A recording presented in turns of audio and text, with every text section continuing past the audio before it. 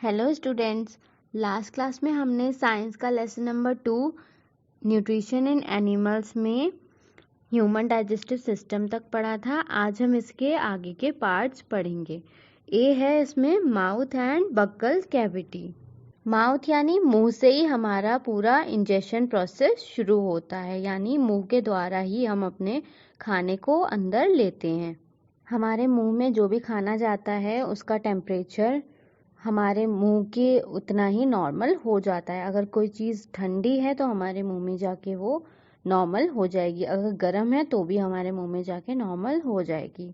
और हमारे माउथ में जो भी कैविटीज़ प्रेजेंट होती हैं उसे हम कहते हैं बकल कैविटी, जिसमें कि क्या क्या कंटेन होता है।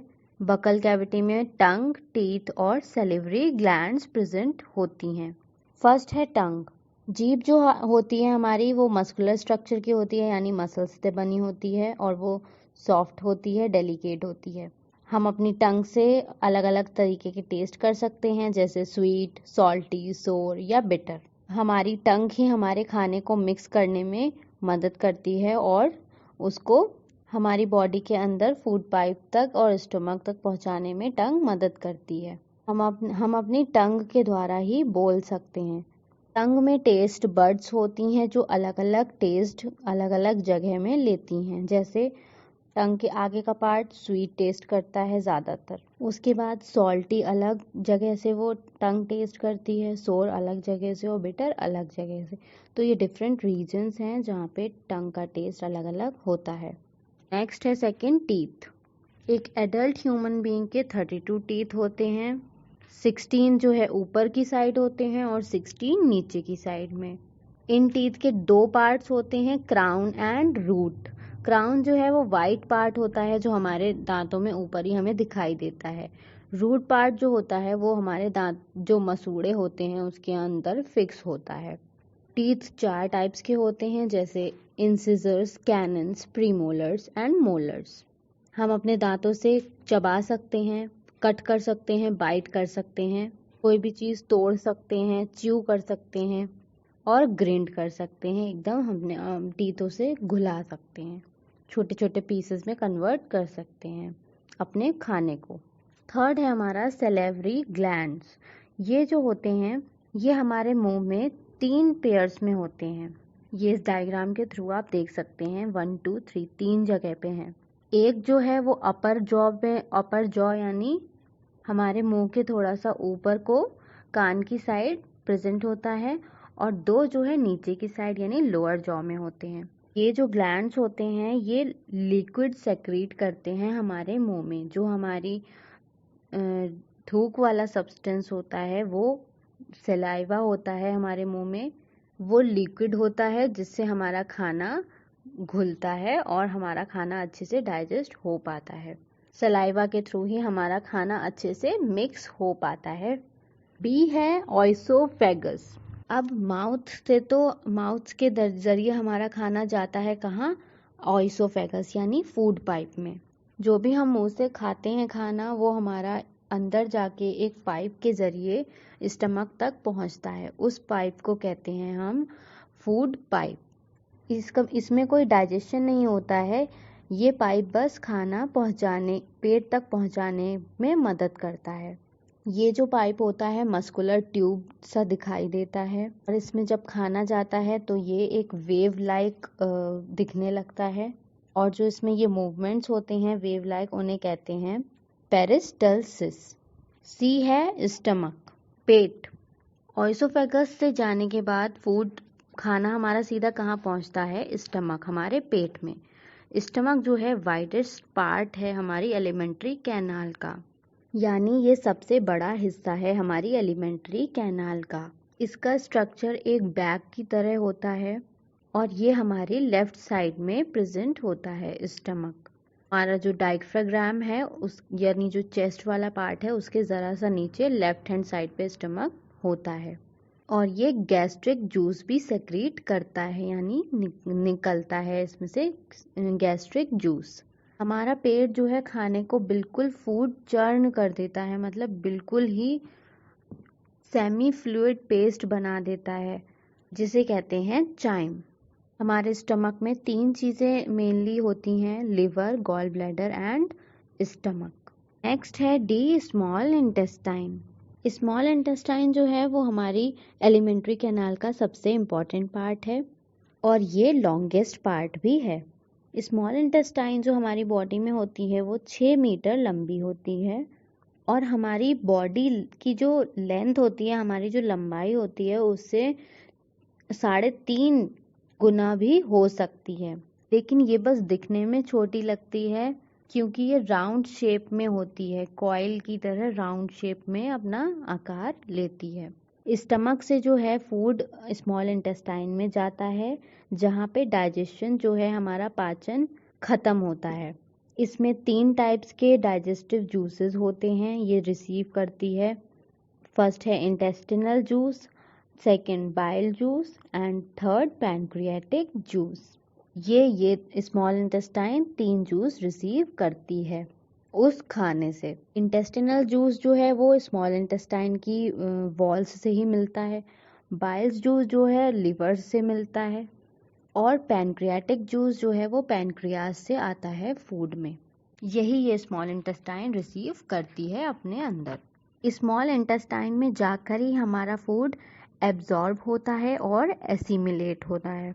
हमारी बॉडी, हमारी जो स्मॉल इंटेस्टाइन है उसी के थ्रू हमारी बॉडी जो है उस खाने को एब्जॉर्ब करती है, न्यूट्रिएंट्स एब्जॉर्ब लेती है और यही न्यूट्रिएंट्स जो हैं हमारी आगे ग्रोथ में मदद करते हैं, एसिमिलेट हो जाते हैं बॉडी में। जैसे जो विटामिन्स और मिनरल्स होते हैं ये प्रॉपरली डाइजेस्ट नहीं हो पाते हैं, ये जो हैं ये एब्जॉर्ब होते हैं ब्लड में।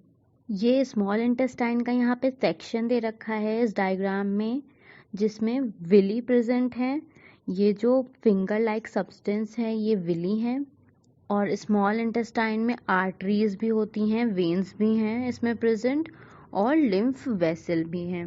जब हमारा खाना पचता है स्टमक से होके आता है तो ये इन विली के कांटेक्ट में ही आ जाता है और विली के द्वारा ही हमारी बॉडी के ब्लड में घुल जाता है वो न्यूट्रिएंट। ई पार्ट है लार्ज इंटेस्टाइन। स्मॉल इंटेस्टाइन के बाद जो बचता है खाना वो लार्ज इंटेस्टाइन में चला जाता है। जो भी हमारा खाना नहीं पच पाता है वो सारा लार्ज इंटेस्टाइन में जाता है। लार्ज इंटेस्टाइन जो है 1.5 यानी 1.5 मीटर लंबी होती है। वो भी एक ट्यूब लाइक सब्सटेंस होती है जो कि पानी हमारा एब्जॉर्ब कर लेती है, पानी सोख लेती है जो भी सब बचता है खाना और उसमें जो भी सॉल्ट्स होते हैं वो भी वो अपने सोख लेती है और जो रिमेनिंग पार्ट रह जाता है उस खाने का वो सारा हमारा रेक्टम के थ्रू निकल जाता है बाहर। एफ पार्ट है इसमें रेक्टम। रेक्टम जो है वो अनडाइजेस्टेड फूड यानी जो खाना नहीं पच पाता है उस वेस्ट फूड को बाहर निकालता है, उस फूड को कन्वर्ट करता है सेमी सॉलिड मटेरियल में जिसे हम कहते हैं फेसेस और उसको टाइम से हटा देता है। जी है एनस। एनस जो है एनस वो पार्ट है जिसके द्वारा जो फेसेस होती हैं, जो सेमी सॉलिड मटेरियल होता है हमारी बॉडी का, जो फूड का होता है वो जो है हमारा बॉडी से बाहर निकल जाता है एनस के थ्रू। ये प्रोसेस कहलाता है डेफिकेशन। नेक्स्ट टॉपिक है न्यूट्रिशन इन रूमिनेंट्स। रूमिनेंट्स मतलब जुगाली करने वाले पशु, जो मतलब कुछ भी खाते हैं वो अपने मुंह में ही बहुत देर तक मुंह चलाते रहते हैं, उसको चबाते रहते हैं। ये ज़्यादातर हर्बीवोरस एनिमल्स करते हैं जो सिर्फ घास वगैरह खाते हैं, जैसे काऊ, गोट्स, शीप, बफेलोज, ये सब जो कि सिर्फ घास खाते हैं या छोटे से पेड़ पौधे खाते हैं। ये उनके लिए एक तरीके से चारा का काम करता है और इस चारे में ही उन्हें उनका न्यूट्रिशन मिलता है उन्हें, जिसे कहते हैं हम सेलुलोज। लेकिन उनके डाइजेस्टिव सिस्टम में कोई एंजाइम प्रेजेंट नहीं होता है जिससे कि वो सेलुलोज जो है जो वो खाते हैं वो डाइजेस्ट हो पाए। तो ऐसे एनिमल्स की बॉडी में जो स्टमक होता है उसमें बैक्टीरिया होते हैं जो स्टमक में ही रहते हैं, उनको कहते हैं रूमेन। वो मदद करते हैं उस सेलुलोज को डाइजेस्ट होने में। और ऐसे एनिमल्स ही जिनके उसमें स्टमक में बैक्टीरिया प्रेजेंट होते हैं फूड डाइजेस्ट करने के लिए, उनको कहते हैं हम र्यूमिनेंट्स। र्यूमिनेंट्स के स्टमक में 4 चैम्बर्स होते हैं, र्यूमेन, रेक्टिकुलम, ओमैसम, एबोमैसम। ये एक एक करके इन पॉइंट्स को डिटेल में बताया गया है। ए पॉइंट है र्यूमेन। जो भी पशु खाते हैं जैसे काउस, गोट्स, ये शीप, जो भी ये लोग कुछ खाते हैं वो सीधा उनके र्यूमेन में जाता है। ऑइसोफेगस से होते हुए वो उनका र्यूमेन में पहुंच जाता है। र्यूमेन जो होता है वो उनका के स्टमक का सबसे बड़ा चैम्बर होता है और यहीं पे इसी स्टमक में ये जो र्यूमेन कहलाता है, इन्हीं में बैक्टीरिया प्रेजेंट होते हैं जिससे उनका फूड डाइजेस्ट होता है।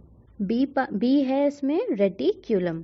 र्यूमेन के बाद जो फूड है वो रेटिक्यूलम में जाता है। यहाँ पे उनका खाना पचता है, डाइजेस्ट होता है और उसके बाद कन्वर्ट हो जाता है एक पल्पी मास में, जो कि कहते हैं कड। और ये जो कड सब्सटेंस है, जब एनिमल्स रेस्ट कर रहे होते हैं, आराम कर रहे होते हैं, उनके मुंह में दोबारा से आने लगता है। फिर वो थोड़े टाइम बाद उसी को च्यू करते रहते हैं, चबाते रहते हैं। ये प्रोसेस उनका कहलाता है र्यूमिनेशन। सी पार्ट है ओमैसम। फिर जब दोबारा से वो च्यू कर लेते हैं, उसके बाद जो है थर्ड चैम्बर में जाता है यही च्यूड फूड, उसको कहते हैं हम ओमैसम। ये सबसे छोटा चैम्बर होता है और खाने में जो भी उनका पानी प्रेजेंट होता है वो चैम्बर एब्जॉर्ब कर लेता है। डी पार्ट है। फिर थर्ड चैम्बर के बाद जो फोर्थ चैम्बर आता है वो है एबोमैसम। ये जो है वो पशुओं का ट्रू स्टमक होता है, यानी ये मेन स्टमक होता है।